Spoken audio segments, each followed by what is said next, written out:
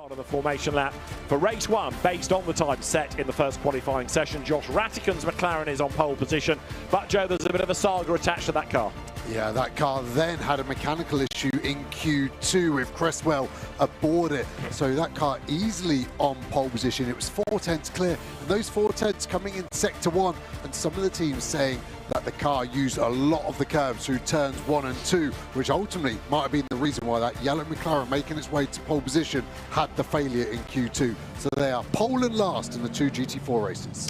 So bookending the grids effectively there. Up to second on the grid comes Luc Ibanez, who always seems to go well around here. Victor last year in the Mercedes AMG. You can see the 5-minute board is being made ready. So he's going to be, of course, a rolling start. It's Josh Ratican in the pole sitting yellow McLaren there for Eddie Ives' Elite Motorsport team, just creeping into view. And the team, of course, having had no real chance to find out whether it is healthy or not, other than that installation lap around to the grid. Yeah, it did lots of damage when the failure happened. It was the drive shaft that sheared, pushed the hub out, which then snapped the brake disc in half, which then caused the wheel to come loose as well. So it wasn't a simple fix for the elite team, and that will be a big question mark for them coming into this 1-hour sprint with a very, very hard circuit here. With all the curbs, there's a lot of energy put through these cars. They're flat curbs because this is a popular motorbike circuit, but because they're flat curbs, people use them.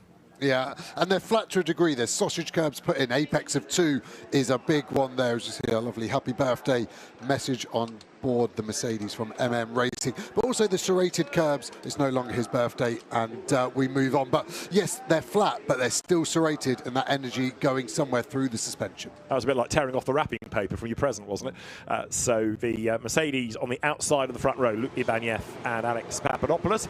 There is then Josh Ratican, his second pole position of the season, and the team having a look to make sure that everything is okay on that front right corner. Well, it was the left rear, wasn't it? The concern came. The car made it out for Q2, got as far as turn 10, so most of the lap achieved, and then it pulled off and ground to a halt. But Josh Ratican, hopefully, is going to be good to go with a healthy car, and we know that the car's got good pace. We saw that from his qualifying effort. He did a 1 minute 40.1, nearly 4/10 and change quicker than Luc Ibanez, who lines up second on the grid. At the back of the grid for this race is Pedro Ibrahim, because he's had a 20-place grid drop after picking up an infringement at Spa, and also a team with a pretty significant grid drop.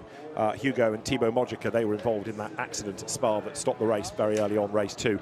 So they also end up a long way down the grid. You can see just how hot drivers are trying to keep cool.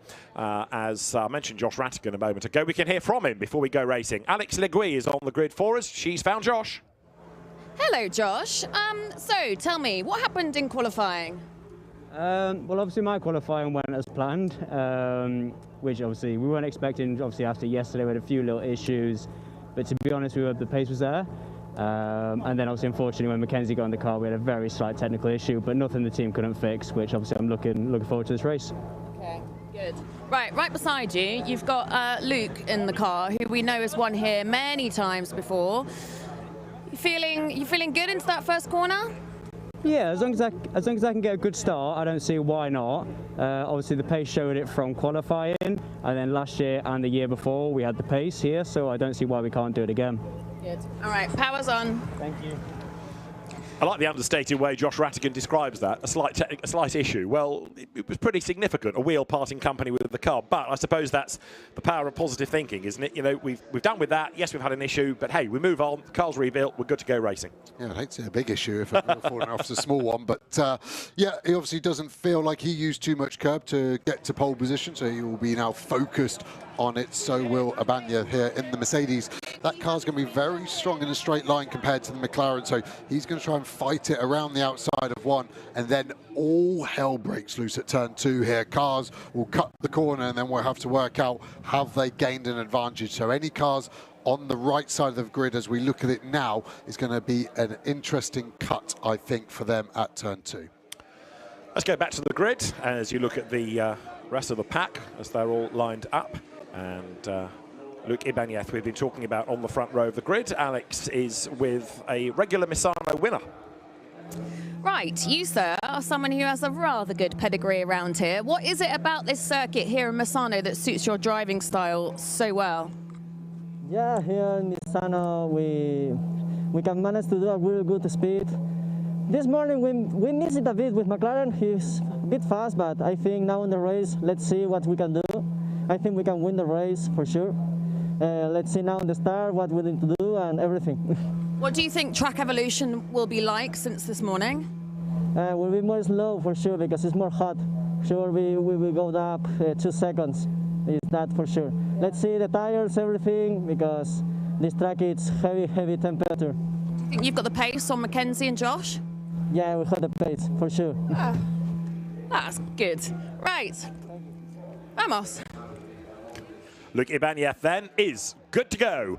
And just to recap, Pedro Ibrahim starting last. He'll be a man to watch. 20-place grid drop for causing that race-stopping accident at Spa. Remember the big shunt on the opening lap where Paul Petit's Audi was turned around and all manner of drama broke loose. Now, Paul Petit and Greg Gilbert are in the race. Brand new Audi chassis, so the Team Speedcar squad have junked the original one, built up a new one, and it's been a quick car as well. It's going to start on the 3rd row of the grid. Drivers now leaving it to the very last moment, really, to get suited and booted and then jump on board. And as Gustavo Xavier gets on board, let's hear from Greg Gilbert. New car for him after Spa. Hello, sir. So I know you weren't behind the wheel in Spa during that terrifying incident. Paul was. What's the feeling been in the team since then? Yeah, it was you know, a terrible feeling because Paul, we don't have any message from the radio from him, so yeah, it was 4 or 5 minutes really long for us. But my wife was on we say tribune, and she said, okay, he's working. So yeah, after he had a really bad week after this big crash, but yeah, nothing broken, nothing happened. So it would be really dangerous or something bad, but yeah, doesn't happen. So yeah, we are really happy to be here today. And here you are. Team have done well. New car. How's it feeling? Do you feel like you're up to pace here in Misano, or is there more to gain? Yeah, we love together Misano. P5 is not the pace that we expect. It was not the best lap in my life, but yeah, we are quite happy. I was really safe with a track limit, so a bit too safe, and we start P5. Well, I'm glad to see you boys back. Good luck, Greg. Thanks. Greg Gilbert has a good track record in GT4 as a race winner, as a champion, and was Peugeot Spider champion prior to that. So a very rapid racer, no question about it, and Pro-Am champion twice over in recent years in this category as well. Right, that 1 minute board is being shown, which is the indication to fire up the engines, and then those last engineers leave the grid in anticipation of the formation lap.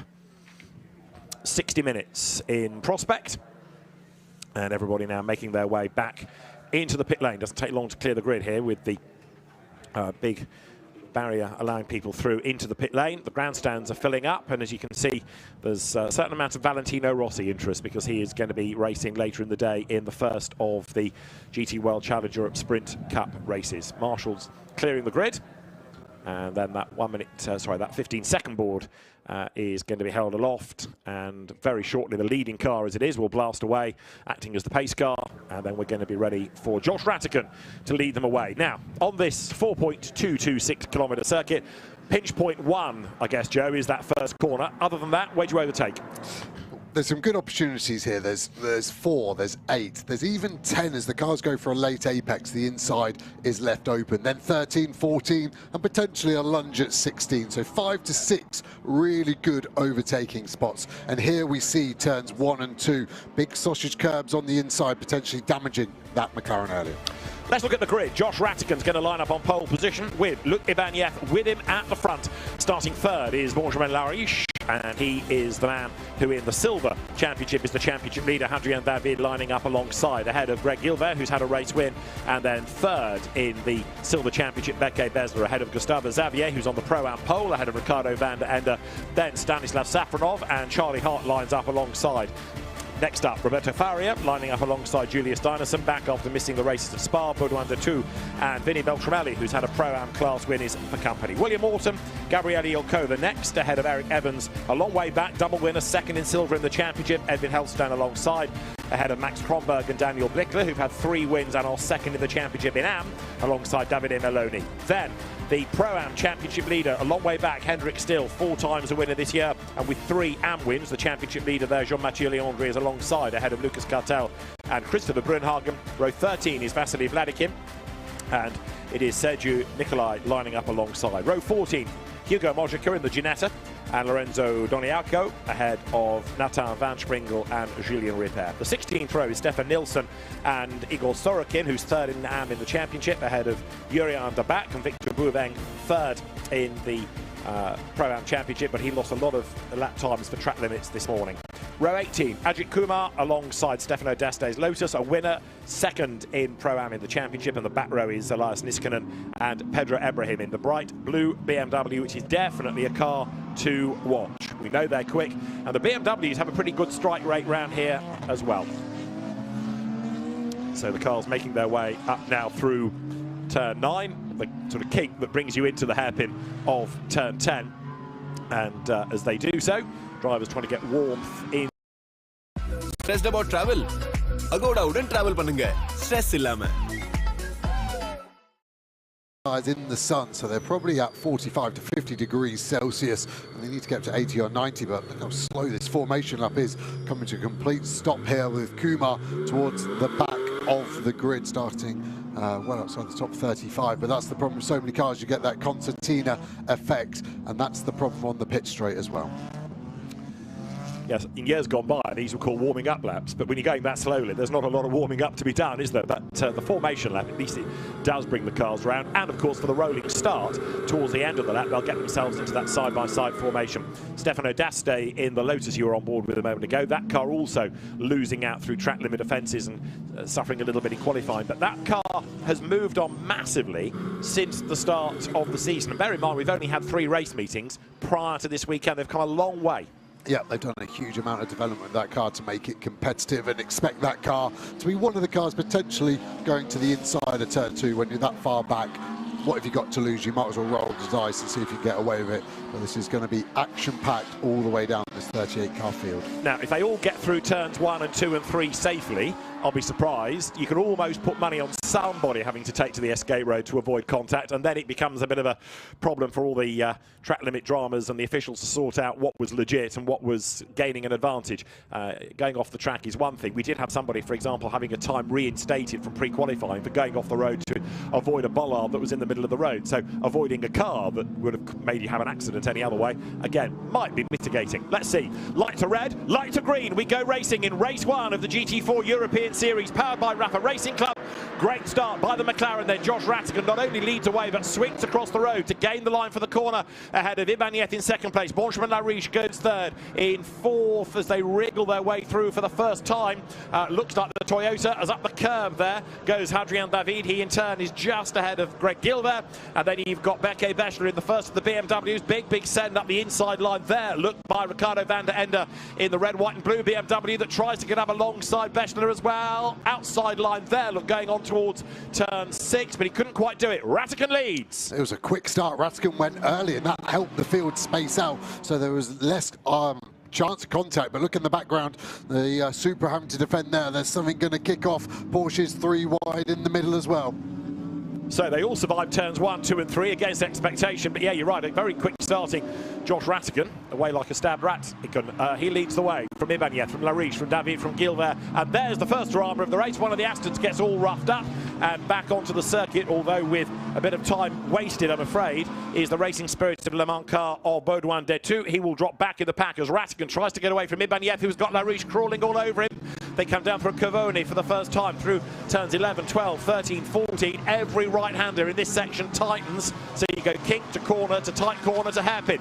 3 for the lead. They're bunching up again. Yeah, and it's hard to call so many different manufacturers in here. There's been a balanced performance change since qualifying, but it looks very even across all the brands. Hard to call out. I thought the Mercedes was going to be stronger on the opening lap and put the McLaren under some pressure down the straight. That wasn't the case. Looks like the Audi's still strong. And at the moment, Bessler really struggling, isn't he? Van der Ende all over him. That looks like it's a move that's going to happen this lap. Let's see, is it going to happen down at turn 1? Yes, the BMW's nose to tail almost side by side. And then behind them there, looking the 812 white McLaren, Charlie Hart, the quick young Brit, going nicely, but he's involved in a big battle with Stanislav Safronov. They come then now pairing off a little bit up towards turn 4. So Ratigan and Ibanez together with Benjamin Lariche trying to stay with them. Then you've got David and Gilbert fighting for 4th. The next pair, Bessler and Van der Ende, and then Hart and Safronov together, the next pair. But the 3 leaders then come towards us with Josh Ratigan just trying to extend the margin, and he has done so by a couple of tenths in sector 1. Into the pit lane is Hugo Mojica.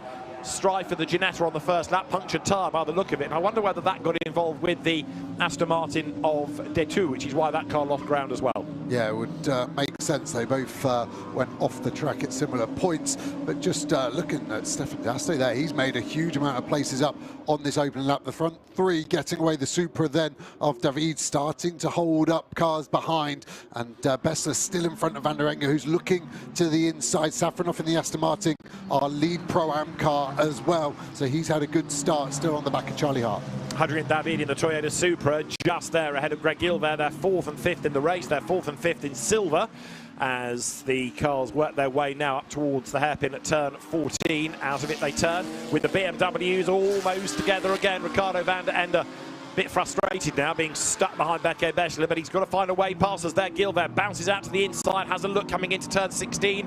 No way through as they accelerate now past the pits. So Josh Ratigan, in his 2nd season of GT4, last year's Silver Cup champion, he knows that McLaren well. He's using that experience to good effect to pull away Ibanez. 7/10 of a second back, and then in 3rd it is Lariche. And look at this, 4th, 5th, 6th, 7th now, pretty much all in a line. Toyota, Audi, and then they're not quite nose to tail anymore, but the 2 BMWs are there as well. Yeah, looks like Bessler's car is coming alive. That blue BMW maybe starting lower tyre pressures. We see that quite often. Different starting pressures lead to a different way the tyre comes in. Cresswell trying to get that Ginetta out the way. That's obviously on an out lap, but he'll be fighting to stay on the lead lap. He will not make that move easy. That will be a big defence as we see Bessler looking to the inside. We are starting to get track limit warnings. There's a few inside the top 10 already. Once they get to the 6th one, they get a 5-second penalty. It's a Ginetta defender getting out the way. I think it was the latter, luckily for the McLaren, but it's held up Ibanez. Absolutely, because now Ratigan can use that to his advantage, can't he? The gap was 9/10 of a second, and if he can just leave that Ginetta between him and the opposition for another couple of corners, that's going to help. But actually, the grunt of that Mercedes AMG in a straight line is able to carry him through on the outside line down towards turn 11, that fast kink at Curvone, and then the cars accelerate their way all the way on towards the hairpin at turn 14. Now there, number 61, is Eric Evans, struggling really to make the progress in that Mustang. He's down in 16th place, but bear in mind they're double winners, and you'd have thought this would be a perfect circuit for the Mustang. They have really struggled, whether it's with the car, with the setup, or whether it's just not the best BOP for it this weekend. Only the team will tell, but they are not where they need to be for the championship. Really not. 2nd in the championship at the moment. They're only just about in front of one of the AM cars at the moment of Kronberg. He is the AM class leader, and we know how fast Kronberg is, but that shows you the lack of pace in that Academy Mustang. And there's another Mustang in the race of Nathan van Springel, and that's only 28th as there. A big move is made around the outside line. That's Victor Bouvenga-Kimvalda, 98 BMW, gets ahead of the similar car of the Maloney family. Now have a look in the background, 11. That is from the rear of the grid, Pedro Ebrahim. So he started 38, he's up to 24th already. 14 places done in the first 6 minutes of the race, which is pretty impressive. Keeps at that rate, he's going to win it easily. Easier said than done, isn't it? But he's going nicely. Of course, you can see the sister car there involved in a big battle, but he's got ahead of Gilbert. So up the inside line, Beke Bessler goes ahead of the Audi, and now Ricardo Van der Ende makes the pass as well, and he's gone by. So it's still Gilbert just hanging on to the place ahead of Charlie Hart, but the 2 BMWs have caught and passed and gone, and Hadrian David, look, has been able to build a gap while all that squabbling has been happening. Greg Gilbert doesn't often lose places like that, but he got well and truly put offline by a hard-charging Beke Bessler, so the Turkish driver gets ahead of the Frenchman, and also Dutchman Ricardo Van der Ende knits by as well. There, 17 is Van der Ende. Yeah, and Charlie Hart still trying to hold off that Aston Martin at the moment. I thought he was going to get a chance to get Gilbert as well, but Gilbert seems to have stopped the rut and actually is on the front foot now, trying to get that place back off the BMW of Van der Enga. So the race leaders swing their way on towards the end of the lap. In 8th place, it is Charlie Hart keeping Stanislav Safronov at bay. Now, Safronov is the leading Pro-Am at the minute, and the leading Am is number 30, Max Kronberg's Porsche. So Safronov going nicely. They're always there or thereabouts within Pro-Am. They haven't been winners this season, but they have been on the podium. Way out wide there goes Gustavo Xavier's BMW, and the field comes flooding past him. Now, was that a mistake, or has he got a problem? Has he picked up pace? Just about, I think. Yeah, it's intermittent. It still doesn't look massively quick. He's lost a handful of places instantly there, as we see one of the other McLarens fight through 1 and 2. It's interesting to see what they can do round the outside there, 3 wide. That is Josh Dynaston, but look, up the inside line there was going Hendrik Still to get himself up past Max Kronberg, his co-driver of last year. So big shuffles going on. Where is all that happening? Round about 14, 15th, 16th area. So number 8, Greg Gilbert, shuffle back in the pack then, down to 7th, and he might lose that in a minute. Charlie Hart is right behind him, and Stanislav Safronov in the mix as well. Regular in the GT4 European Series, Safronov over the last few years. So that McLaren going nicely. Different team operating the car. The RAFA Racing cars run by the Race Lab team, whereas it's Elite Motorsport operating the yellow race-leading McLaren. Yeah, and it's looking very strong. It almost feels like Rattigan's managing the pace already. Saying that, he just did a purple sector 1 on this lap, so he's able to keep it at Ibanez at 8/10. That's really the minimum gap you want as a driver. 8/10, you can manage that, and I think less, you have to look in your mirrors to make sure a lunge isn't happening. So he's going to try and keep that gap. 8/10 to a second is a really nice gap to look after the tyres as well for the second half of the race. So pairing off again, look, as now Safronov gets up onto the back of Charlie Hart, whose father was a very rapid GT racer. Grandfather, Hart, used to be a truck racer of some repute, Stan Hart, going back quite a few years. So the race leaders have gone by. We've had 8.5 minutes of the race done when they crossed the beam, and 8/10 of a second is that margin.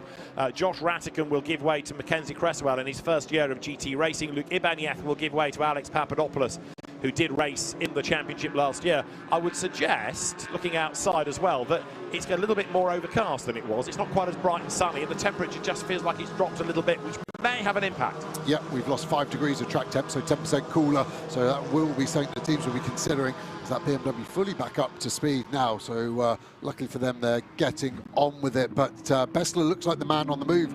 He's gapped Van der Enga, hasn't he, who was all over him for the first 5 minutes. The last 5 minutes have fully gone now in favour of that blue BMW.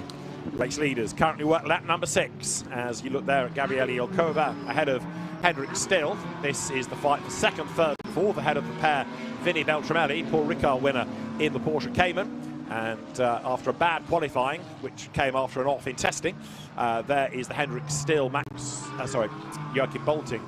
Try again, yes, Joachim Bolting Porsche.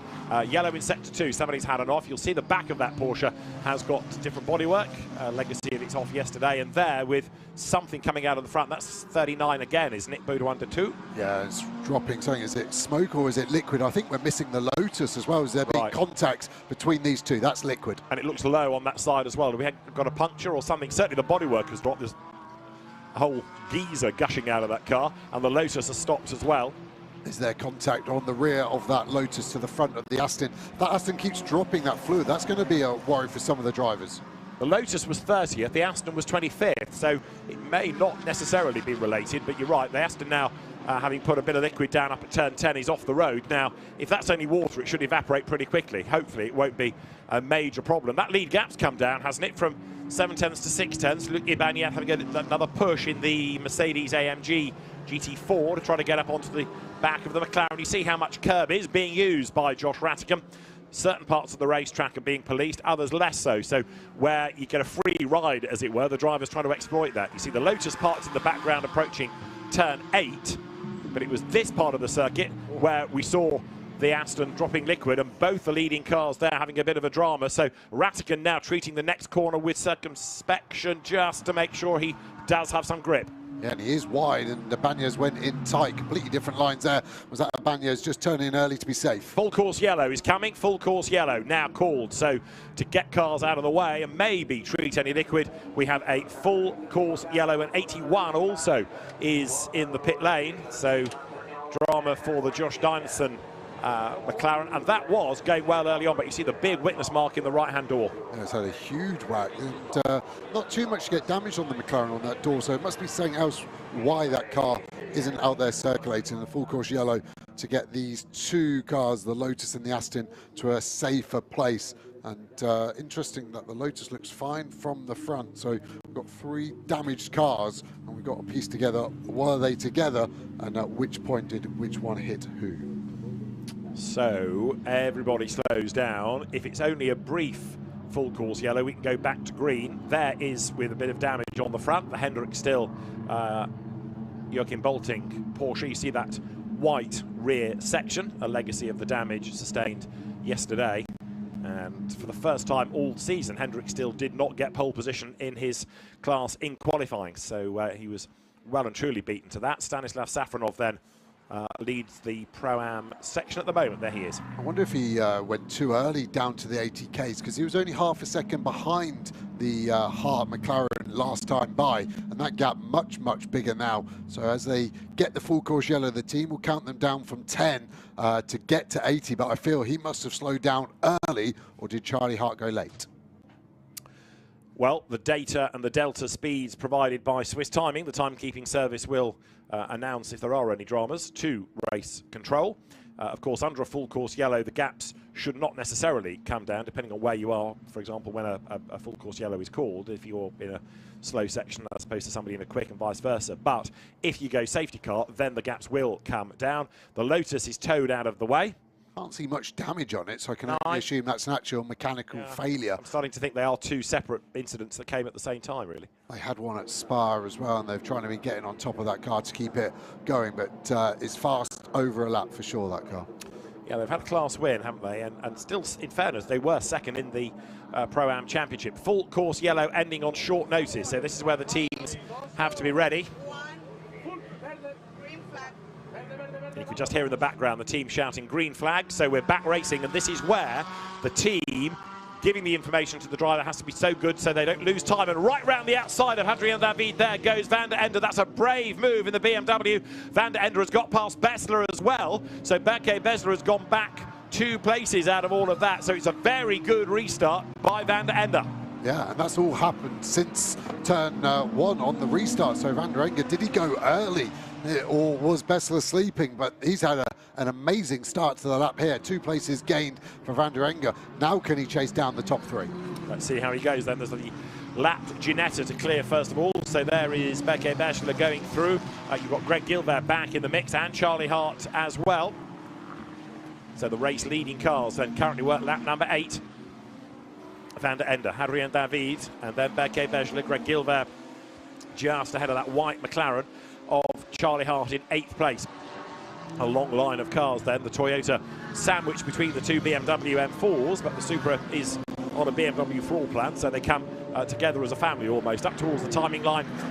Benjamin Lariche, we barely mentioned in 3rd place. He's just having a really quiet run in 3rd spot, keeping the car in the mix, ready to hand over to Robert Constantin. And now, look, Van der Ende getting away from a very crossed-up Toyota of Adrien David, who was wrong into 1. He's compromised into 2. He's going to be slow off 3. He's way up the curve, and he's sideways again. The door is wide open for Berke Bessler. Adrien David almost puts a neon sign up saying come on through, because he was way offline. And now Gilbert in the Audi gets up the inside as well. He's going to be on the wrong side of the racetrack for the next corner, so the Supra hangs on to its place.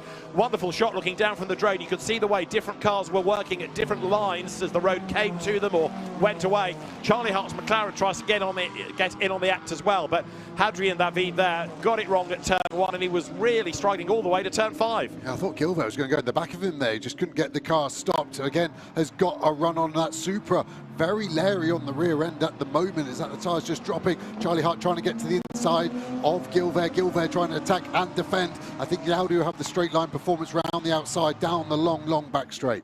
Here they come then with Ricardo Van der Ende then moving clear of the traffic. Berke Bessler with some good, pretty feisty racing has got himself up the order again. And while all that has been going on, Ratigan now leads by over a second. So there is Hadrian David, who is still pushing in that Toyota Supra, but now pushing in order to defend that place from Greg Gill. ஆமா Deepak sir எதுக்கு உன்னை இப்படி துரத்துறாரு? அவங்க பணம் கோடி கோடியா என்கிட்ட இருக்கான். தேவா எங்க இருக்கா? தேவா எனக்கு உயிரோட வேணும். இந்த பிச்சைக்காரங்களுக்கெல்லாம் அட்ரஸ் என்ன?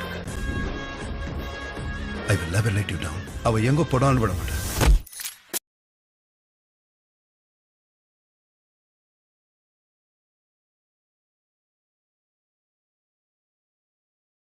Greg Gill there comes. Sadly, Josh Dynason is still in the pit lane in the other RAFA Racing Club McLaren. As you look at Hadrian David then, who had a really good start to the season. They finished second, Hadrian and Jan Duran, in the first race at Paul Ricard. They finished second in the second race at Paul Ricard. They got second at Zandvoort. They've been there or thereabouts, regular front runners all season, but not having had a win, and gradually they're falling away within the championship. Now what's going on further back? Well, you've got Hendrik still there. But Pedro Ibrahim, look, comes up the inside. Now remember, number 11 BMW is now 15th in the race, and it started 38th on the grid. Mathematician Osborne will now tell you how many people he's overtaken. 23 is pretty impressive, isn't it, in 18 minutes or so. So they're going well. The other math I've been looking at is track limits. Remember, 6 warnings, they get a penalty. Ratigan has had 2. Everyone behind on 1. And there's a couple of 3s, Charlie Hart and Safronov. They've already used 3, so half their lives in only a third of this race, if you want it in fractions, David.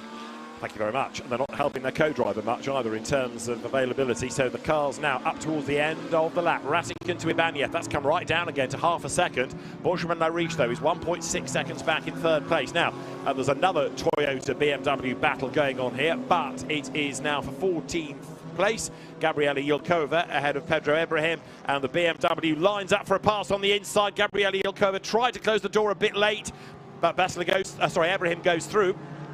There was no contact, and a good late dive by Pedro Ibrahim up in a 14th place then. So from 38th to 14th, and there's still more progress to be made, especially when you put into that car Jagish Gaidik for the second stint. 24 places gained now for that BMW. Hendrik still not got much pace, 4th in class, so not a disaster in that regard. He's got some bodywork hanging off front left corner, just looks like a bit of the trim, shouldn't be affecting the pace, but that Porsche just not as quick as we've been used to seeing it this season. That's right, and it's been a bit of a mystery as to Hendrik still as to why not. In the AM class, though, you have got a Cayman leading the way. Max Kronberg is clear of Jean-Mathieu Leandri in the class. Now, this is for the outright race lead as well as for silver honours, and all of a sudden, Luc Ibanez is right on the back of Josh Ratigan. So after a quiet start, maybe, that Mercedes has suddenly come alive. Don't forget as well, there is the pit window in this race between 25 and 35 minutes. It's a 95-second pit stop line to line. We've only got 5 minutes, really, before we have to think about stops. I think people are going to want to go late because it's such a long pit lane here. The enforced 95 seconds. I think that's going to equate to almost a full lap, because a lap time here is 101 seconds. So with the in and out, it's going to be really tight. So if you box early, you potentially go a lap down and fall into the traffic you were fighting anyway. So I think people want to go late in the window unless you're really bottled up behind a slow car.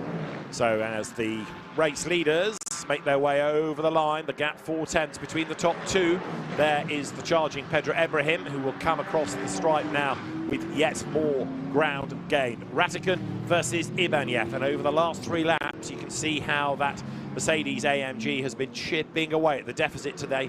McLaren Artura that accelerates now down towards turn 8.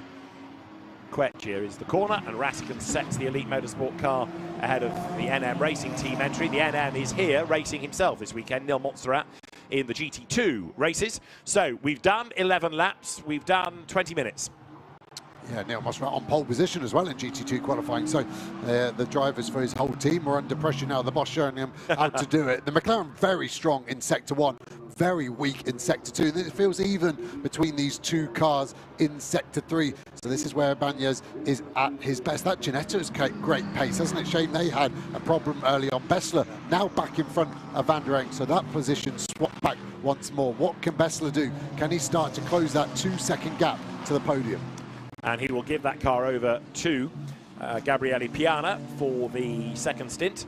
So he's got himself up into fourth at the expense of Ricardo van der Ende as the BMWs then accelerate out of the hairpin. Gilbert still stuck behind Hadrian David, isn't he? That Supra, the long-nosed Toyota, keeping the Audi at bay. New car as well for Gilbert after the previous chassis was demolished at Spa. Out of 16 they come, up towards the timing line now. And as they run over the line, the leaders are still covered by 0.4 of a second with 3 minutes to change off that pit window opening as the leaders go by, and a cheeky look to the inside by Gilbert, more in hope than in anticipation. That I think was more to rattle Gilbert as the drone looks down on the BMW battle, and it is still Bessler ahead of van der Ende. Beke Bessler's next target, Benjamin-Lariche, but he's got to make up 4.7 seconds before he does that, and Bessler is busy defending again. Van der Ende on his boot lid. How much time have these two BMWs lost battling each other? Whoever's in front seems to be the slower one. It doesn't matter which one, whoever is the lead one doesn't have the pace. I don't think that's down to slipstream. I think that is just the advantage of being behind and being able to hustle on and not look in your mirrors. They're just doing such similar lap times, but if they could have worked together, they would be much, much closer to the podium, but neither one wants to be the car behind in this Inter-BMW battle. Two different teams, same type of car, the M4 GT4, but the Borasan Automotive Motorsport team running one. L'Espace Bienvenu runs the other car, which will be taken over by Benjamin Lessen, and he will go toe-to-toe with Gabriele Piana down towards as they come at Curvone. Behind is still Hadrian David in the Toyota. Then Greg Gilbert, Audi. 8th, Charlie Hart, white McLaren. So through goes Van der Ende, somebody else with a really good pedigree in GT4 racing over the seasons, having won the French, the European Championship, and then the European Series. This is the replay of how the places changed. A little bit of a run between them, but switching sides was Beke Bessler, and he got the run up towards turn 9. Yeah, good move to get that then done round the outside eventually. And Ibanez just sitting on the rear bumper. That Ginetta is doing exactly the same lap times as the leaders, so that's why he's sticking with it. And Van der Ende lost a bit of time there potentially on the last lap. Safronov has now closed the gap back up to Charlie Hart after that full course yellow period. We saw how much time he lost. This is the period of the track where the McLaren is strong, but the doesn't look like it. The Mercedes is either getting better or the McLaren's getting worse in this middle sector. They can use as much curb as they want on the apex as the general rule, but the exits are very heavily policed. So the race leaders absolutely tied together, and in the majority of cases with the quicker driver in first, or the more experienced, if you like. In the case of the McLaren, which is now under massive attack, Ibanez gets down low, up the curb, coming out of turn 8, up towards the kink at 9. Can't quite get around the McLaren there, but Ibanez tries to line up to switch sides, but he found a face full of Artura. Rattigan covers off the inside line, goes wide at 10 then. Easy peasy lemon squeezy, up the inside line goes Luke Ibanez into the lead. Yeah, it's going to be a drag race, but it favours the car on the left. The three-pointed star should have the power here, staying relatively level though. Rattigan's going to try and go around the outside, and now will have to concede as the circuit keeps going right. And it just looks like Ibanez did a mega job of sitting in the blind spot. Rattigan trying to get to the inside, and Ibanez just eases over. Really good driving from both, but Ibanez just seemed to sit in the blind spot, and Rattigan lost him, went in too deep into 10, which then hurt his exit all the way down the back straight. So, new race leader, and Luke Ibanez. It'll be interesting now to see partly whether he can get away, but also how long he's going to stay out there for. My guess would be for the majority of the window, which opens now as the leading cars come by. But you're going to have to go quite a long way down the order, really, to find a team that has any use for an early pit stop. Yeah, that last lap was a huge gain for Lariche. 1.5 seconds gained on that last lap. Yes, they were battling, but Lariche also did the purple sector 3 on that lap. So that Audi is getting quicker and quicker, and that was his best lap. We see a few cars boxing. You can see the counter going all the way up. That needs to be 95 seconds when they cross the exit line. It's going to be roughly 50 seconds stationary because the pit lane's so long here, 620 metres. Bit of bodywork damage on that BMW as well. There's been a few side-to-side contacts, but luckily at the moment we've really only lost 3 cars. That BMW was one that we saw being roughed up at 16 early on, wasn't it? Gustavo Xavier's car. So that brought into the pit lane early by the look of it as the rest go on, and Hendrick still being roughed up as well. Now that Porsche dropping back in the queue, as past him there goes the Meloni family BMW, Davide Meloni at the wheel of it. Hendrick still then falling down the order, and an incident between him and Gabriele Ilkova, number 99 Toyota, has been noted, but Hendrick still is going backwards, not forwards, so this is not how we normally expect to see 32 Porsche going. No, it's the only time this season I've seen Hendrick still losing positions and multiple positions in this race. I just wonder that crash they had in testing, hence the white rear bumper, has that caused more issues than they thought? Hendrick still in qualifying said, oh, it was just the lack of track time. These cars, proper race cars, sensitive. I think tweaked something on the suspension, on the rear subframe even. And look at the pace of the Banyas. What's he gap? The McLaren there, Ratigan must be nearly a second. And the gap almost smaller now to the McLaren, to the Audi, than it is to the Mercedes. Yeah, you're right, Larish. He's certainly coming back into the fray, isn't he, as over the line they go. Now, that last lap from Ibanez was a 41.8, a 42.5 for Ratigan. That's a second off his best, and a 41.8 from Larish. So it's the McLaren there that's lost pace somewhere, somehow. Yeah, as we see, another McLaren trying to go around the outside. Great move from Charlie Hart there. He's been fighting that Audi almost the whole stint, it feels like, and he finally gets past Gilvey, who now has the Pro-Am leader of Safronov in the Aston Martin behind. Yeah, that move has been in the post, hasn't it, for a while, but he's finally done it. So he got himself up past Greg Gilbert. Stanislav Safronov, as you say, the Pro-Am leader, back into the mix. This is all the way down to 9th. In 10th place, by the way, is the Mustang of Eric Evans, number 61, that just does not have the pace. So leaders on lap number 16. And right now, you've got Luka Ibanez clear by 11/10 of a second. And Hendrick still is being given a 5-second time penalty for causing a collision. So not only has the car been dropping places and has never really had the speed that it needs, and he's now way down to about 5th in class, but a 5-second time penalty just compounds the woes. Yeah, they've got a very healthy lead in the Pro-Am Championship at the moment. 59 points clear, but that will be a worry for them, especially that 5 seconds going to drop them right back into another group of cars as well. So it's hard fought, but the officials there saying Hendrick still is at fault. And yeah, Yilkova's lost a load of time as well. She's only in the back of the shot just there, so must have been a side-to-side contact from Still, but he was the aggressor, so he was the one at fault. They're going through as number 48, Davide Meloni, at the wheel of the BMW that he shares with his father, Paolo Meloni, and that currently in the mix as far as Pro-Am is concerned. But the order continues to shuffle lap after lap as Beke Bechler comes in from 4th place to give way now to Gabriele Piana. Shrewd move that, because we know that Piana is really quick, gets him in the car early, as in this little battle you've got then coming down towards us the Vinny Beltramelli driven Porsche just ahead of Davide Meloni in the BMW. Up towards the timing line they go, Meloni having worked his way up the order on that lap.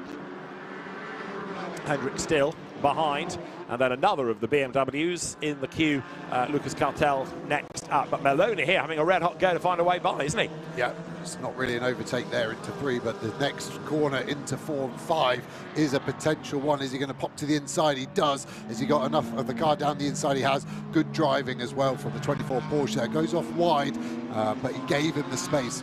I'm not sure he had to run as wide as there. I couldn't see any contact, but now Hendrick's still on the back of him.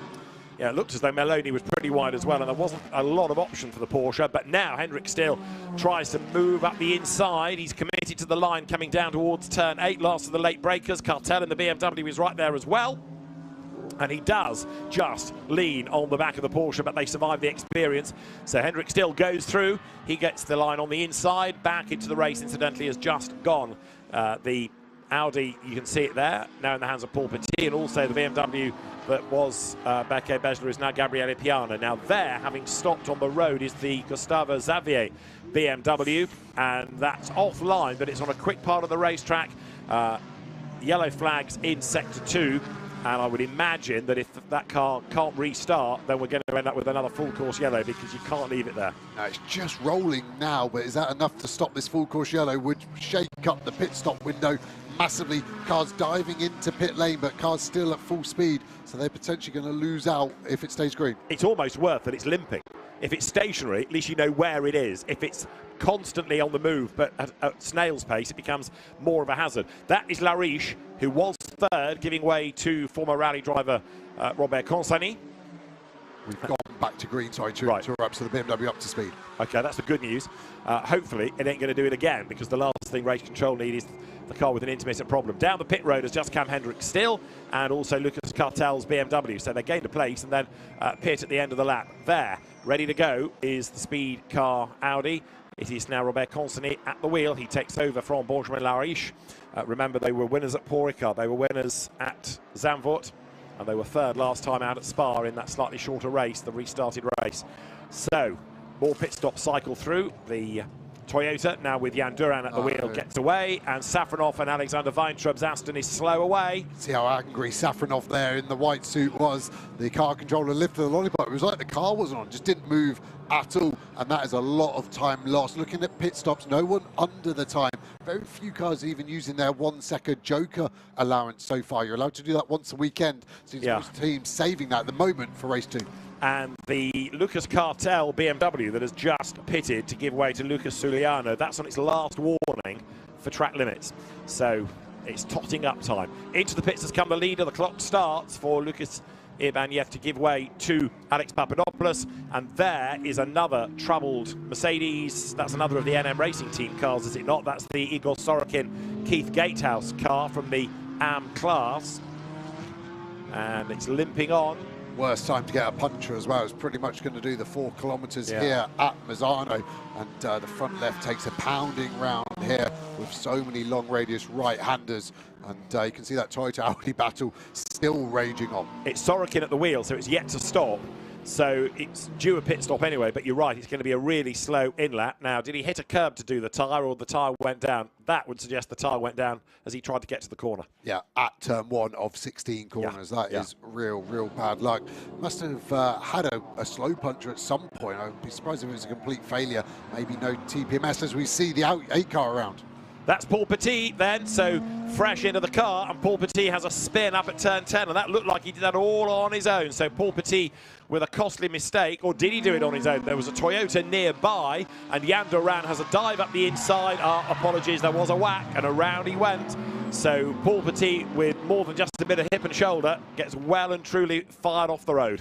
Yeah, rotated by the Toyota. I don't think he expected the Toyota to get to the inside, and then the Toyota, I don't feel, was alongside enough to not attract a penalty there. I think that Toyota may get a 5 or 10 second added to the race time. Now there, the McLaren has been handed over to Mackenzie Cresswell.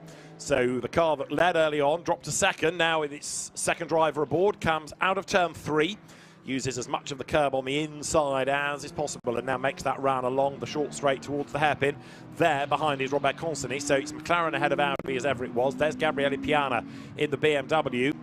Then you've got the McLaren, Charlie Hart giving way to Callum Davis. Jan Duran is next. So there has been a little bit of shuffling, but we really need to see where Papadopoulos blends back in, and also Benjamin Lassen having taken over from Van der Ende.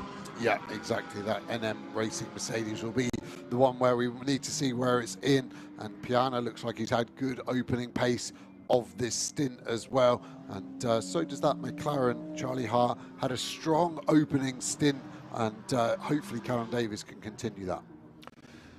So Alex Papadopoulos then is heading down towards turn 11. Behind him is Mackenzie Cresswell in the yellow McLaren. Behind him is the multicoloured Audi of Benjamin Lariche, and then the blue BMW of Gabriele Piana. The incident between Duran and Petit there in the background, or at least the Supra is in the background. That's under investigation, perhaps no surprise. And we've got just over 25 minutes of the race to go. The last of the pit stops now cycling through. Largely BMWs, because Benjamin Lassen is about to rejoin, Paolo Maloney likewise, and Joachim Balder taking over from Victor Bouvin. Yeah, two Astons battling here just inside the top 15. The Aston bonnets all flapping a lot here, and they wouldn't have had an update, but just the high-speed nature of Misano seems like the air getting underneath the bonnet and just flapping it around. That'd be a slight distraction for the drivers, but all the Astons seem to be doing it, so it's not an isolated issue for one car, say. The BMW on now Tudoraci has a 5-second penalty for track limits. So the totting up has totted, and more now with penalties looming. The racing spirit of Le Mans Aston goes through, as in the Pro-Am situation. Now the order shuffles after the pit stop. So the race order is Alex Papadopoulos ahead now in the Mercedes that he's taken over from Luc Ibanez. That's Joachim Balder having taken over from Victor Bouvin joining in. Second is Mackenzie Cresswell, but only just, because there is Robert Consony right up behind him. So through they come now, heading up towards turn 9, and this is exactly what Papadopoulos needs, isn't it? Those two squabbling, holding each other up, allowing him to build the lead. Consony having a look up the inside, and he makes it work. Yeah, very easy. It's going to be a drag race again, but the McLaren doesn't seem to go. This is round 2 now for the elite McLaren, wasn't it? It lost out to the Mercedes in the first part and has already lost out to the Audi, and that Audi makes the job done very easy. Good move from Kasani. It's finished stint 1 very strong, didn't it, with Larish, and now Kasani seems to be the man on the move. Has he got enough pace to close down the lead Mercedes? And they're thinking championship, aren't they, as well, because they've been bridesmaids for so many years. They desperately want that championship this year, and they know it comes through banking points. Last year they had all sorts of bad luck or penalties or both, but it's been a really solid effort as the RAFA Racing Club car of Callum Davis is in the gravel. That was the one Charlie Hart was doing great things with earlier on. Callum Davis manages even in the gravel to spin it round and rejoin, and that was coming out of turn 13.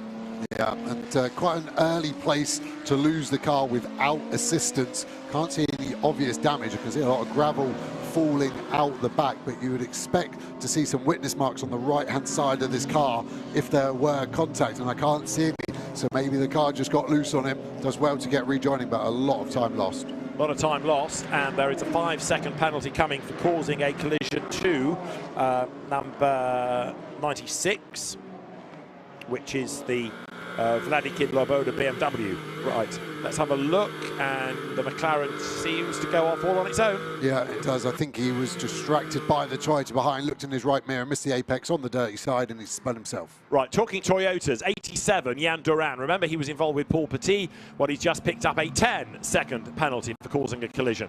So 87 Supra is in strife. There is Gabriele Piana working his way past Ajith Kumar, the Tamil actor. And also behind there, look, is Marco Signoretti. It's not Piana, I'll tell you a lie. That's Jagish Gaidik. So 38th they started, and 7th that car runs. That's impressive. That's insanely good, isn't it? And 31 places gained now for that car. Signoretti doing well as well. They were struggling for pace. Now they've broken properly into the top 10. Of course, they've been aided by Petit getting spun around. He wants to get past Ajith Kumar as quickly as he can, though, because he's got 2 cars on his rear. Kumar doing a good job so far keeping out the way. Right, so number 11, Jagish Gaidik, is going to gain another place because of the time penalty for the Toyota of Jan Duran up the road. So, as you see there, the Audi, the recovering Audi of Paul Petit, he's managed to get past Alexander Weintraub, and Ajith Kumar went for the line for the corner, unsighted, didn't realise that Paul Petit was there, and now up the inside line is going to go Weintraub, so he moves ahead of the Audi, and that for Paul Petit could have ended a lot worse, but it's certainly not been the result he wanted. He's lost a place. Yeah, and that Aston lost 4 seconds in the pit stop. Remember, it was slow around Petit. I think, oh, he's coming back feisty there. This isn't a class battle, so the Aston might not fight this too hard. And I expect Petit now to claim the inside and get the job done. I think that was a miscalculated move from Petit, going around the outside there. Kumar was always going to take his racing line. I just think it was desperation. He's been spun round, he's trying to gain time back, but that wasn't the right way to do as the very loose Audi accelerates out of turn 4 and 5. He's certainly got the car by the scruff of the neck, hasn't he, as he comes up behind the red and white Porsche. And this time around ought to be able to get past Ajith Kumar pretty easily coming down towards turn 8. But yes, he's made that slightly hard for himself, as you say, by putting himself offline. That Porsche in a sort of pseudo cigarette livery coming up now towards turn 9. Now the race has got 20 minutes to go, and Papadopoulos leads from Robert Constantini by 3.2 seconds, and Robert Constantini is quicker in the second placed Audi. Is there. Alexander Weintraub tries to get himself now up past the Porsche to put a lap on Ajith Kumar, again coming here for the first time. Yeah, Porsche got a good straight line speed, so the Aston looking frustrated as we go to our race leader putting another lap on the board. And Kasani is in striking distance. He won't be relaxing just yet, Papadopoulos. And then you've got that Audi looking quick, Cresswell there. But I actually think the BMW, both BMWs are catching Cresswell as well. Lead gap, 2.8 seconds. So much the quicker at the minute is Constantini than Papadopoulos, as Ajith Kumar comes under attack, this time from Alexander Weintraub to put a lap on that Cayman.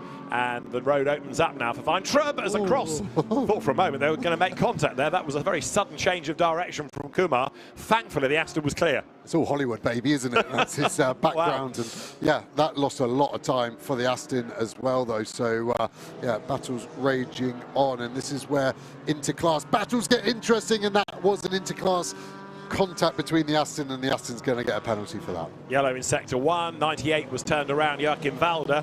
You saw cars going off the road in avoidance, so if that was a track limit, it'll have to be removed from the system because they had nowhere else to go. And up the inside line in the end, there dives number 96 BMW, Michael Loboda at the wheel. That's another car that's got up the order now, and he's heading for 13th place.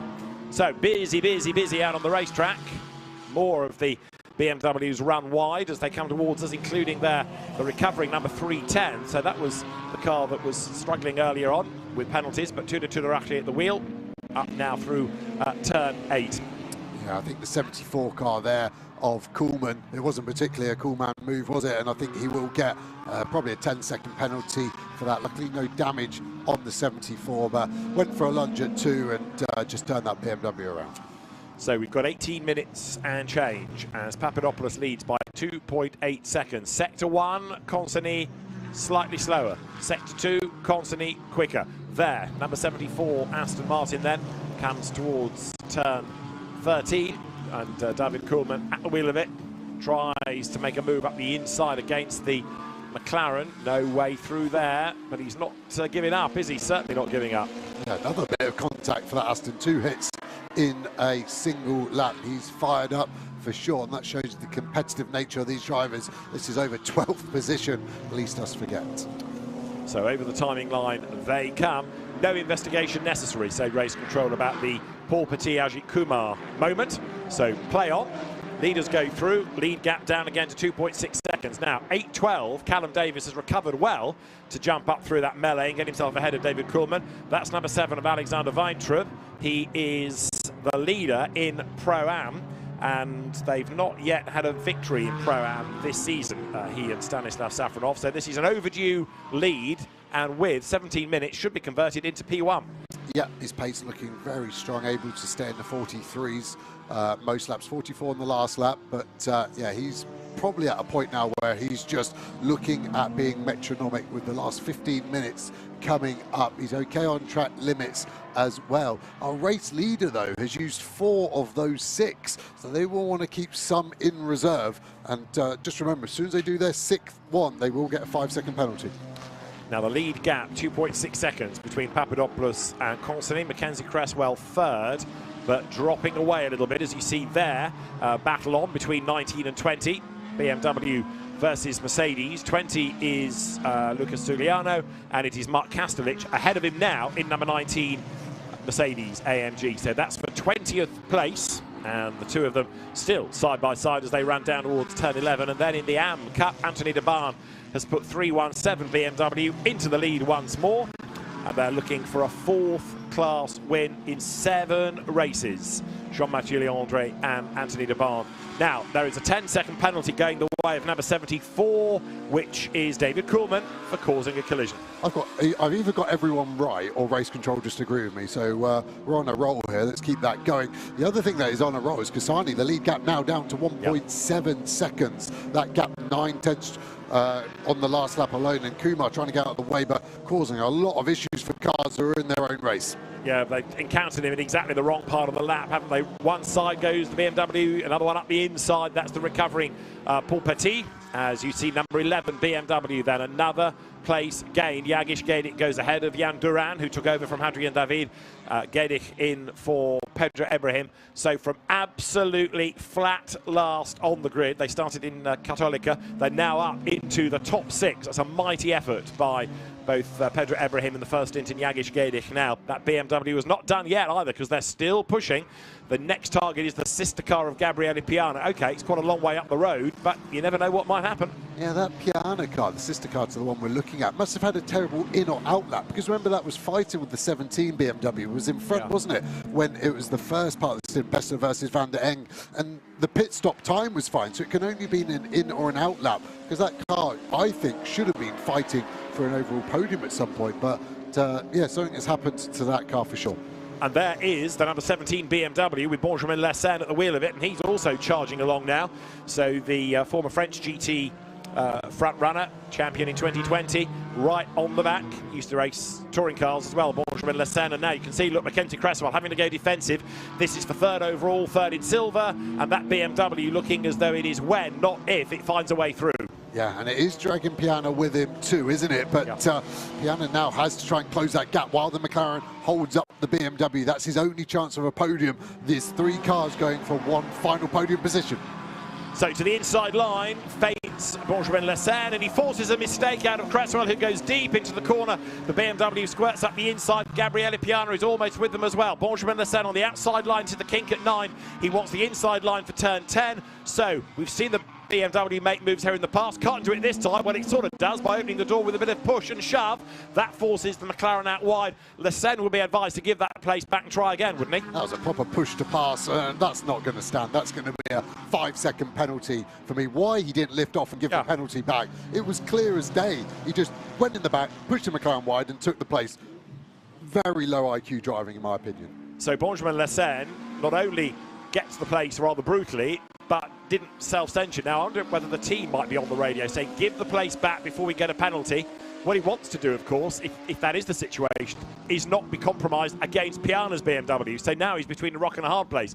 He either stays where he is and risk a penalty, or he tries to give back the place to the McLaren and is at risk of being jumped by Piana. Yeah, there's no way he could slot in between that McLaren and BMW. Now as Piana trying to force the issue too, trying to go around the outside of 1 is difficult, but it's compromised now as he tries down the inside of 2. We saw some interesting moves, but Cresswell runs wide there. That McLaren, as soon as you show it a car in its mirror, it just loses a position. It's the worst car, it seems, to be able to hold on, and that was the easiest move ever. Now, number 17 must give back position on car 78. Trouble is, that's going to cost Lecen 2 places now, look, not only because Piana is ahead, but also think about the amount of time he's going to hemorrhage, because there's a gap between the 2 BMWs, and what race control are saying is to Benjamin Lecen, you hit the yellow McLaren, you've got to get back behind it. But Piana's not going to slot back in behind as well and redress the situation in that respect. He's going to be the big winner. I said it was going to be hard for Piana to get a podium. It was if everyone played well, but it's just been handed to him. And now the BMW goes, slightly compromises Piana there, slightly dirty, but now Steele needs to lift off all the way down this back straight. Exactly. And if he'd have just done the backing off here a lap ago, he could have still been able to fight for position. Now, he still hasn't given it back to the McLaren, and he's lost out to Piana. So Benjamin Lecen, what did you say a lap ago about the brains trust in the car? He still hasn't done what he's being told to do by race control. The team surely is on the radio saying, you've got to let the McLaren through, otherwise we risk a big penalty.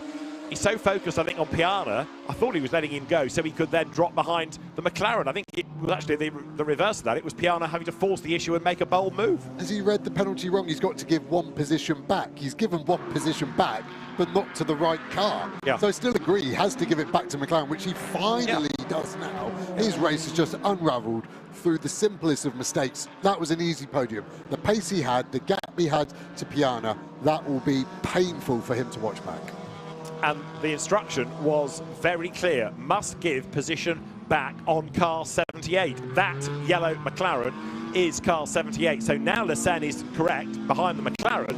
But while all that's been going on, Piana has caught and passed both of them and cleared away up the road. There's a bit of traffic in front of them to contend with as well. We're just starting to lap the top 30 there. So that's Brunhagen and Blickel in front of them as this battle is going to rage on. And both drivers are going to be on the limiter. What's Lecen going to do? Is he just going to send it down the inside again at 10? Maybe he should give him a bit of a nudge on the apex. That seems to have worked well for him in the past. But 10 minutes remaining.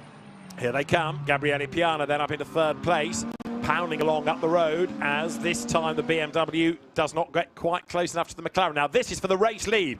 We've been saying the gap's been coming down, and little by little by little, Robert Constantine's got himself onto the back of Alex Papadopoulos, then the American driver coming into turn 12, just ahead as they accelerate their way now into the braking zone for the hairpin.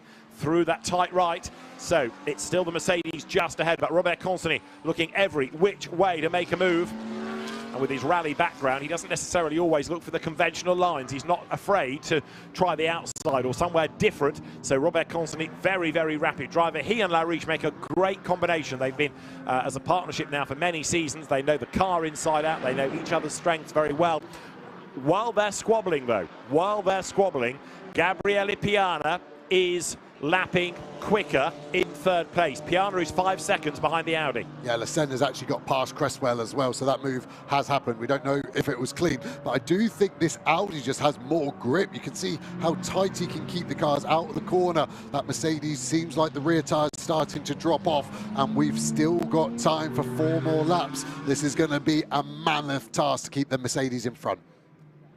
So, for as long as Papadopoulos defends, Gabriele Piana is closing, and he's closing by about 0.3 to a sector. As up the inside line goes Robert Consony, gets the job done, goes wide. Papadopoulos tries to switch sides, but then he puts himself on the outside line for the next 2 corners. He needs to be wide in, tight out. Sometimes that will work, sometimes it won't, as we've seen in the past, and he can't get the inside line into the corner. He can coming out, so who's got the most drag? Who's got the most grunt? The Mercedes AMG on the inside line, the Audi on the outside. Brilliant racing this in the GT4 European Series. They go toe-to-toe down towards turn 11. Back up front goes Papadopoulos, but Robert Consony braves it out on the outside line. They are absolutely level, but Consony gets it done at turn 12 all the way around the outside. Does he go wide into the corner a little bit? Papadopoulos tries the inside line at 14. No way through. A job well done by Robert Consony in Team Speed Car. Very, very pleased about that, and that was a well-deserved race lead.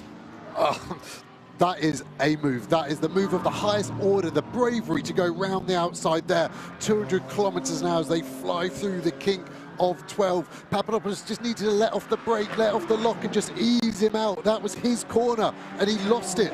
That is a race-winning move, and Cassani, that is one of the best overtakes I've ever seen, let alone here at Misano. So Robert Consani then leads the way, 0.4 of a second when he came across the line. The danger for Papadopoulos now is the charging Gabriele Piana behind him. The gap was 5 seconds, it's now 3. So Piana is on a mission. Granted, Consani's lap won't be a perfect one last time because he had to do the overtaking, but look at the way that the Italian Gabriele Piana is going. He is absolutely flying. His last lap was a 42.3. That was a 1.5 seconds quicker than Consani, and it was 2.3 seconds quicker than Papadopoulos. Second place with 7 minutes to go beckons for the blue BMW here. Yeah, what pace has the Mercedes got now? It's not defending, it's on its last warning. One more track limit, 5-second penalty will be on that Mercedes. Is that actually going to be the overtake for Piana? Is it going to be done from race control? I don't think he's got the pace to close that gap up, as we see this BMW battle been going on for the last 54 minutes, still going on. Mind you, Consani and Piana are on 4 track limit warnings, so they haven't got that much leeway. Granted, yeah, they're better off than the Mercedes. Now, meanwhile here, you've got Callum Davis ahead of the penalised David Kuhlmann, ahead of Paolo Meloni.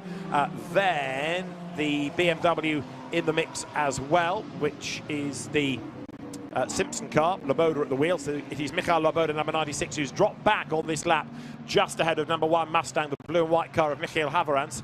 So the white McLaren, Callum Davis at the wheel of it, comes up towards turn 10. There, the Simpson Motorsport Michael Loboda driven M4. And Michael Haverans is right up behind in the number 1 Mustang. Cork in the bottle to a degree is the McLaren, but David Kuhlmann there having to attack the McLaren and defend from all the BMWs stacked up behind him, with Paolo Meloni just ahead of Michael Loboda. Yeah, Davis 8 seconds behind the car in front, and then it feels like he's got a pack of 9 cars behind him that are within 8 seconds, so it really shows the lack of pace for that McLaren, but Davis doing well to keep his elbows wide at the moment and hold on to 12th place. So through they turn, making that run again on through turn 15. The race has 5.5 minutes left in it. Robert Consani is not getting away actually from Papadopoulos, and it's nearly 3 seconds covering the 3 leading cars. Piana still has to make up 2.3 seconds. He was only 0.7 quicker on that previous lap than Papadopoulos. While here, 12th, 13th, 14th, 15th, they all run as a battle pack, right the way down to 16th, number 1 Michael Haverans, coming now out of turn 3. Callum Davis doing a good job of being able to hang on to the place, even if he's not getting away, even if he's not catching anybody. He's not yet been tricked into an error and letting them go by. Bearing in mind, of course, he's regrouping from an earlier spin. Yeah, and I don't know if that spin's caused an issue, the rear tyre, but he's lighting it up everywhere, so he must have turned the traction control off, and he's deciding he's faster controlling the near 500 horsepower these GT4 cars give out with his right foot, rather than using the highly sophisticated traction control systems in that car, but the rear tyres definitely losing out now as he's putting more and more rubber down onto the track. So the race leader, Robert Consani, is currently on lap number 31. Here the leading battle is for McLaren and Aston Martin. The BMWs in the pack battling amongst themselves as well. We started with 38, we're down to 34 still circulating, which does include 88 McLaren after its puncture. Igor Sorokin limped it round and gave over to Keith Gatehouse, and that's at the rear of the field. Callum Davis under real attack here from David Kuhlmann. And Paolo Meloni second currently to this car in Pro-Am. So a long way up the road is the Alexander Weintraub driven Aston Martin. That is 88, Keith Gatehouse at the wheel of it, and a big effort made by David Kuhlmann on the outside. No way through there. Paolo Meloni has a look at the inside. No way through there. And also in the middle of all of that, you've got the Laboda BMW. Now say Meloni, where has Meloni gone to? He's disappeared altogether. So that was Laboda having a look at the inside. Haverens goes through, and Meloni is way back, coming over the line now. So Paolo Meloni goes through a 153. He's had a moment somewhere, hasn't he? So Paolo Meloni drops a long way back, and that takes some of the pressure at least off Michael Laboda. That means he can attack, and a mistake is made there by Callum Davis. Look, he's been forced way out wide. He's got a problem. The smoke at the back. Has he been hit from the rear? They can't see any major bodywork damage. Could be a mechanical failure, but the smoke and the lack of pace is definitely an issue. And annoyingly for Meloni as well, he's now dropped outside the podium as there's damage on that BMW. And a puncture for Tudorace. We have in the past had BMWs having punctures here, but I wonder whether that's a tyre issue or a curb strike or contact with another car. But Tudorace limps on, and I think that happened coming over the line, because I saw out of our window a slow BMW, so he's got a very, very long limp home, and it is a puncture. You can see quite clearly the front rider's gone down. The race leaders are only about 10 seconds behind this. Is that going to trip them up as they have to get past that very slow BMW? Let's keep an eye then as the white flag is out, because there's another BMW going slowly in the background, and that's Michael Laboda's car. Look, that has slowed right down. So Laboda, number 96, he gained a place last time up to 14th, and now looks like he's in strife. Here is Consani, the leader, 2 minutes and 11 seconds on the clock, and I reckon he's going to start his last lap at the end of this one. There in second place is Alex Papadopoulos. Gabriele Piana is third, 1.8 seconds back, still hustling on, but he hasn't really got there in time. It was, and off the road now altogether. Spectacularly goes the Porsche there, number 259 of Bas Visser, and that is coming out of turn 12. Oh, and there's the BMW involved as well of Laboda that has stopped. It's going to be a full course yellow, isn't it? I would think so. They're dropping like flies all of a sudden, aren't they? The BMW's now that Porsche in the barrier. I wonder whether Laboda was trying to get out of the way and the Porsche got caught out and had to go off in avoidance. Either way, Michael Laboda's car is out of the race. I wouldn't want to be getting out of a race car there. No, quite. But the officials, with what, a minute and a half on the clock, either go full course yellow or I guess a red flag. Let's try and work out who did what to which and to whom. So this is Maloney's earlier drama. He bounced off the McLaren. Okay, that's why he went around. Fine. Was that the damage on the McLaren as well? It was the slightest of touch, but it was on that corner. And then a big, big lose with the tyre on the road.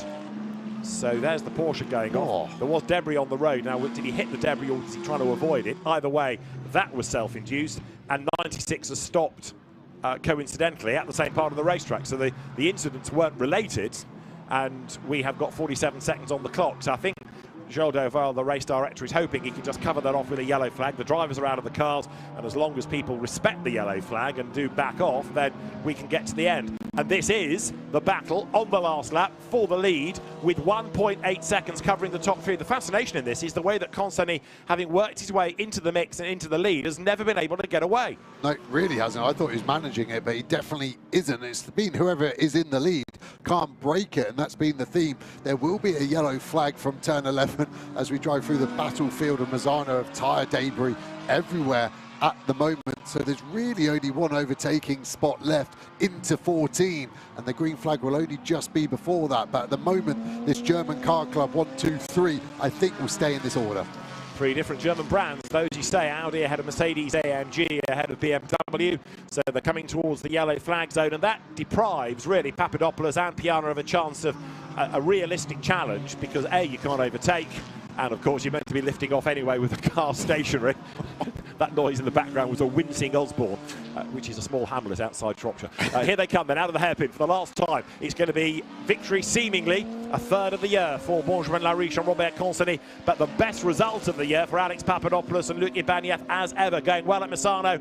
The checkered flag is at the ready. It is going to be an Audi win. Number 3 then, Robert Consonny and Benjamin Lariche for Team Speed Car up towards the line. Checkered flag is waved. Consonny and Lariche win. Papadopoulos and Ibanez second, and third, Gabriele Piana and Beke Besta. Benjamin Lassen takes fourth with Ricardo van der Ende. Fifth goes the way Mackenzie Cresswell and Josh Rattigan from pole, and sixth from 38th, Yagish Gaidik and Pedro Ibrahim. 32 places. Thank you. Beautifully filled that gap. For Pro-Am honours, 10th overall, Alexander Weintraub and Stanislav Savronov. First win of the season for the number 7 Aston Martin. A car that started 9th on the grid, and he's going to finish 10th. That's a good race for them. That's a drop of 1 position that you were going to tell me. Up over the line, but a class win and a first-class win of the season. Perfect execution, that well clear of the class opposition. Second in Pro-Am is going to be this car for its best of the year. The Toyota of Cindy Goudet to bring it home, the French Hill Climb champion, and Gabriela Yilkova. And third in Pro-Am, despite the spin, is the Meloni family, dad and lad. What's going on in Am? It's going to be the Anthony de Barn there, BMW, and Jean-Mathieu Leandri that are going to win the class. Second in Am, number 97 BMW, we anticipate Mats Olsen to bring home the car of Stefan Nilsson. And third in the class should be the Julien Ripper Philippe Talamy Audi, again out of the speed car stable. Borisan have had a very, very good run there with a third and a sixth. But yeah, there are lots of good stories in that race, but you've got to say that Pedro Ibrahim and Yagish Gaidik from 38th to 6th, which is an improvement of... Yes, 30. Oh, I've forgotten my math already. 34. Lots of places, 32 places, has been one of the drives of the race. I'll have another go at that sentence in a few minutes, and you can leap in with spontaneity. Robert Consonny and Benjamin Lariche winning by half a second. Not a massive margin, but a win's a win. Yeah, and they look very strong. As soon as they got through the first 10 minutes, the fuel load came off that Audi. They were very, very strong. And yeah, also on automotive, just a very clean race all round. Another few laps, could have Piana got the NM Racing Mercedes for second place? I think so. But yeah, the top 3 all very clean. But then so was that other Borson automotive car to make 32 places and not have a scratch on it. 32? As many as that, Joe? Gosh. Because they started 38th. They finished 6th, right. So an excellent job done. Now, Jan Duran, Hadrian David's Toyota, after that contact with Paul Petit, Greg Gilvert's Audi, ends up dropping to 9th with the penalty applied. There is number 317, the AM winners. 17th overall, Anthony de Barn and Jean-Mathieu Leandri taking for them a 4th class victory of the season, and keeping, of course, therefore, the championship lead. So, lively racing as ever in the GT4 European Series. There's something about GT4 and Misano. It always gives good, unpredictable racing, whether it's the nature of the circuit, whether it's the heat, but certainly a good race. And there, the winning Audi arrives out, gets Robert Consonny, Benjamin Lariche and the team on hand to say well done. Robert Consonny was the one that put it into the lead, and that gave them the win. So, happiness all round. That poor mechanic didn't get a chance to, if he said no to a celebration, did he? Right. And somebody grabbing him by the neck, and yeah, phenomenal driving by both. So, a very, very happy Robert Consonny. With reversible top and 20 years warranty of Kurlon Duo-Rest, keep switching the top of your mattress between firm, soft, and make your life hula hula.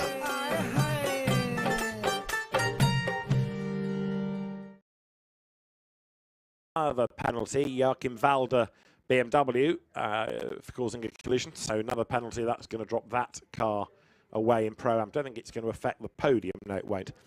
So, Robert Constantine and Benjamin Lariche have done it again. Win number 3 of the season, and Alex is with them. The GT4 European Series, powered by RAFA, won by these two gents. My word. Robert, talk us through that stint. That was absolutely brilliant. That overtake was world class. I'm very happy because I start with a lot of gap and I do my best for catch the two first me, and I play with the fire because I'm the limit for the penalty about the track limit. Yeah. But it's okay, the car is incredible. Benjamin goes very slowly on the first stint for manage the tire, and he gave me a car like qualifying, very impressive. So I like my Audi, I like my teammate, and I like speed car. Yeah, you boys are certainly a very good pairing. Benjamin, you certainly did set up the car nicely for that second stint. Talk us through that first stint from your perspective. Yes, my first stint, as Robert said, I tried to manage the tires because it was determinant. We lost a lot of races here since 2 years, 2 or 3 seasons. And yes, I was thinking about that. I kept the tire and I tried to keep the contact with the 2 first drivers. And yes, it's a very good result because it was a long time we tried to win in Misano. We did it, and it's very, very, very important for the championship. Yeah. We take a lot of points, so tomorrow we start in pole position. We have to stay smart, and yes. Strategy paid off. Congratulations. Well deserved, both of you. So good to hear from our winners. And there is the Audi of Robert Constantine and Benjamin Lariche, the winning car, and a really strong effort to win in the end by just half a second. But a job well done by both Robert Constantine and Benjamin Lariche. Interesting to hear what Robert Constantine was saying about managing the tyres early on. So yeah, we were wondering about the pace, but that car being able to fight back. Let's hear from our Pro-Am winners. Stanislav Safronov, Alexander Weintraub are our Pro-Am victors this race 1. Boys, your first Pro-Am win, and beautifully done. Thank you very much. Thank you, I appreciate it. It was really hard. My fan broke down and it was a nightmare, honestly. Talk us through that first stint. First stint is good. I don't push a lot, save tires for my teammate, for Alex, and feeling good. And we try tomorrow, repeat. Nicely done, well-earned points.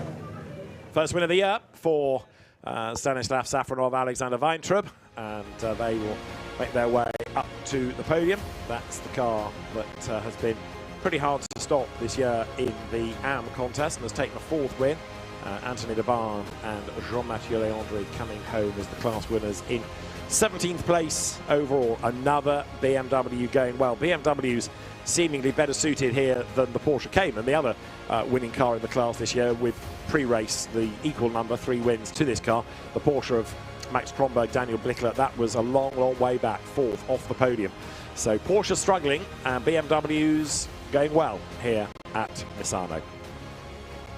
So let's look at the results then, with Benjamin Lariche and Robert Constantine the victors from Luc Ibanez and Alex Papadopoulos, their best result of the year. Beke Bechler and Gabriele Piana taking 3rd. Ricardo van der Ende and Benjamin Lecen 4th. Josh Rattigan and Mackenzie Cresswell finishing 5th ahead of Pedro Ibrahim and Jagish Galic, who were 6th, having started 38th on the grid. 32 places gained, amazing. 7th, Greg Gilbert and Paul Petit, ahead of Eric Evans and Marco Signoretti. Hadrian David and Jan Duran 9th, with 10th, the Pro-Am winning Stanislav Safronov, Alexander Weintraub, Aston Martin. 17th, the winning AM entry, Jean-Mathieu Leandri and Anthony de Barn in their BMW, the Chazal Technology entered car. So some really good racing, and 32 of the 38 getting to the end. That's a very significant result for Lariche and Constantine as far as the championship is concerned, because another victory, and especially with title rivals Signoretti and Evans only 8th, that really does allow them to take a big step forward. So race 2 for GT4 European Series will be tomorrow. The cars will hit the track at 11:40 for the second race, and still to come today at Misano. There are, as you can see, coming into the collecting area, Renault Clios for the Clio Cup Series. There's Carrera Cup France and then GT2 and GT3. So a really busy weekend on track and some great racing in prospect. In silver in the championship, we look like this. Consonny and Lariche now are well clear of Gabriele Piana and Berke Beschler, who move ahead of Marco Signoretti and Eric Evans. They drop to third. Ricardo van der Ende and Benjamin Lessen are fourth, ahead of Jan Duran and Hadrian David, with Alex Papadopoulos and Luc Ibanez rounding out the top six.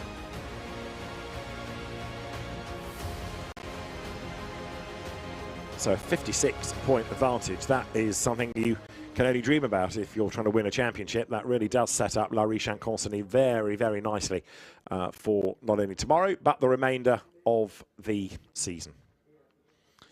So there the winning cars being marshalled into position. Drivers near the podium, ready to step forward, with Luc Ibanez, Alex Papadopoulos just to the right. You're looking there at Robert Consonny.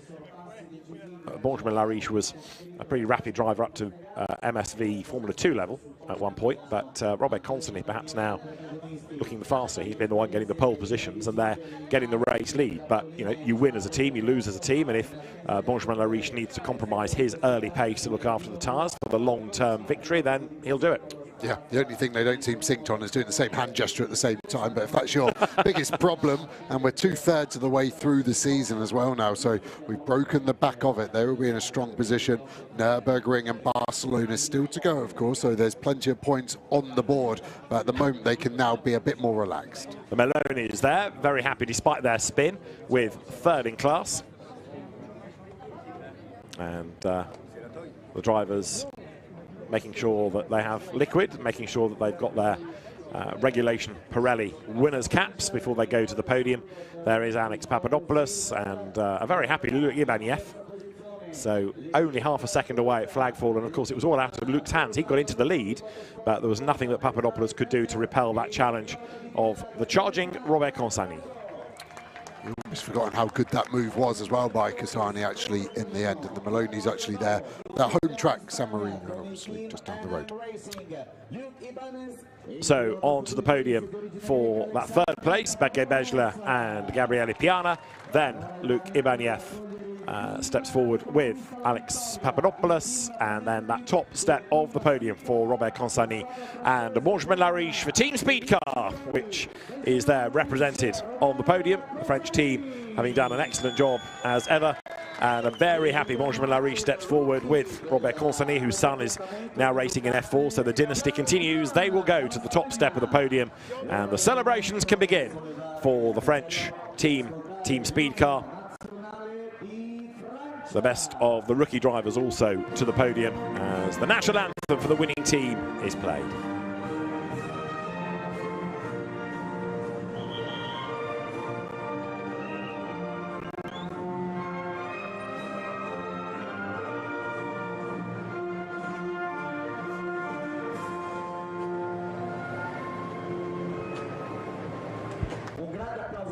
So well done to Robert Consonny and Benjamin Lariche, race winners, and the trophies being brought forward then. First of all, for the third placed crew, to Gabriele Piana, who's on duty again a bit later on in the GT World Challenge Europe Sprint Cup race. Andrea Albani, the managing director of the Misano World Circuit, presents the trophies with a circuit map adorning them. The silver trophies for Luc Ibanez to Alex Papadopoulos, and then the gold trophies will go the way of the race winners. The team's trophy, first of all, for Speed Car.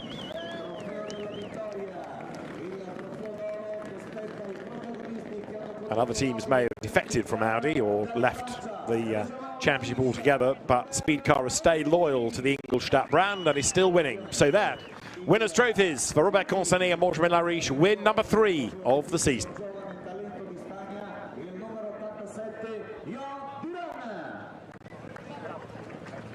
And there, the rookie trophy to Jan Duran for 9th overall in the Toyota Supra. Photographs now being taken. The team join drivers, all smiles. And Jan Duran looking a little disappointed, to say the least, with that result. Right, there, the champagne to be sprayed then by Benjamin Lariche. If you're coming onto the podium to represent the team, expect a soaking. And at the far end, in the green vest, Jacob Ebery, championship photographer, who all his years of standing on podiums has mastered the art of getting out of the way at exactly the right time. Barely a hair out of place, look, unmarked. So the podium will be made ready in a few moments for the Pro-Am and the Am ceremonies. But some really good racing, and the Audi R8 LMS GT4, it's not quite a historic, but it's been around a long, long time. But it proves if it's well run, still quick.